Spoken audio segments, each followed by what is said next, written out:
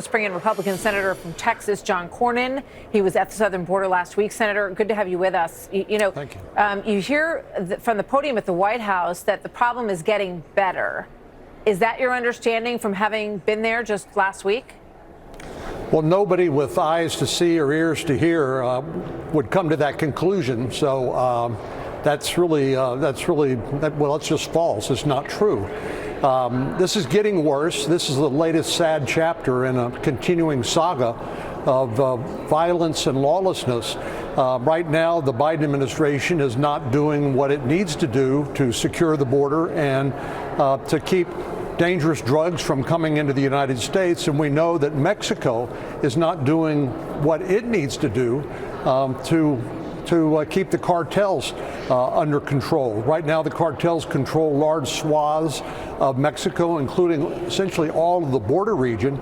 So every migrant who wants to come across has to pay a toll, a fee, and every drug smuggler who wants to bring drugs into the United States has to do the same. Yeah. We need to help the Mexican government if we can, but if they won't do it, then we need to consider other measures. Okay, so what you said there at the end, I think, is what we want to seize upon, because what's happening is not working. We know that the Mexican government doesn't have the ability to deal with the cartels. There was a trial in New York just a couple of weeks ago where they convicted the head of law enforcement in Mexico for being paid off millions of dollars by the cartels to help them with their drug trade. So this is what Bill Barr suggested, the former attorney general, in terms of what the U.S. needs to do now. And it's a far cry from what's happening from the White House at this point. Watch this. I think we have to deal with this group like we dealt with ISIS. We have to use every tool. We have to use economic. We have to use intelligence assets, military assets, and law enforcement.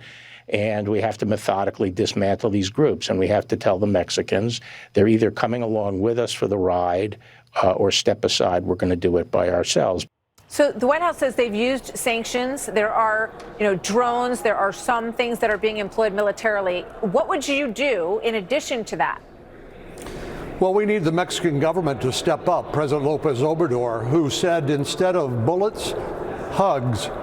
And obviously the cartels are not afraid of him and are running rampant in Mexico. This is all about money. The cartels trade in human misery, smuggling human beings into our country from around the world, and the drugs that killed 108 Americans last year. Sadly, tragically, we see that Americans were killed. So 108,000 last year alone. So, but what I'm not hearing, we're not going to get help from President AMLO, as he's called, Obrador. It seems pretty clear that he is in a difficult position, as many prior presidents in Mexico have been before that. Are you in favor of U.S. military measures? Robert O'Brien talked about using the Coast Guard. Basically, it's been discussed of taking out some of these fentanyl labs that are in the jungles in Mexico. Are you in favor of those kinds of aggressive measures, Senator?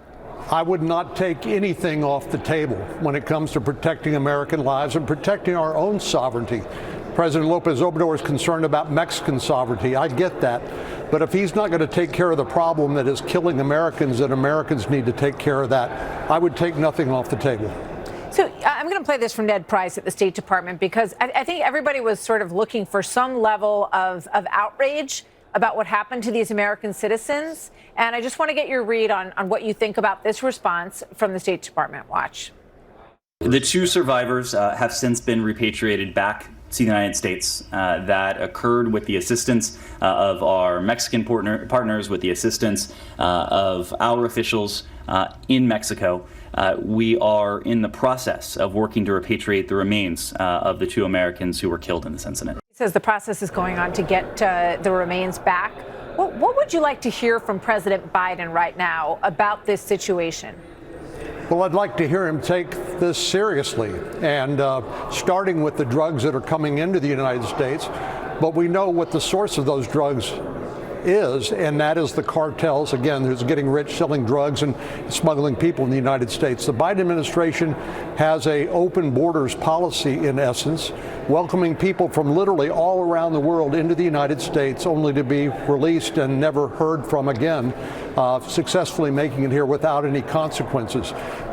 We need to hear the president say he's going to protect American sovereignty and he's going to protect Americans' lives by stopping this flow. And the way to do that is both at the border and by assisting the Mexicans in dealing with the cartels in their country. Again, I would take nothing off the table when it comes to protecting American lives. Do you expect to hear that kind of statement from the president? And would you expect it to happen today? I mean, tomorrow? When? Sadly, I would not expect it from the president. I would love to be surprised.